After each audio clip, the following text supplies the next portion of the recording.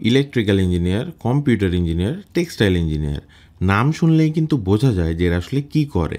আমার ব্যাকগ্রাউন্ড যদিও সিভিল ইঞ্জিনিয়ারিংয়ে, কিন্তু অনেক দিন পর্যন্ত জানতাম না এই সিভিল ইঞ্জিনিয়ারিং নামটা এক্স্যাক্টলি কোত্থেকে আসলো। তো আমরা মানুষরা তো ইঞ্জিনিয়ারিং কাজকর্ম করছি হাজার হাজার বছর থেকে।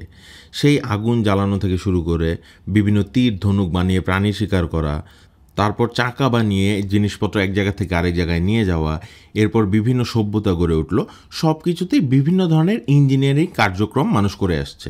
তো ষোড়শ সপ্তাদশ শতাব্দী পর্যন্ত ইঞ্জিনিয়ারিং ডোমেইনের একটা বড় অংশ ছিল মিলিটারি ইঞ্জিনিয়ারিং বা সামরিক প্রকৌশল, যেটার মূল উদ্দেশ্য ছিল যুদ্ধে জেতা।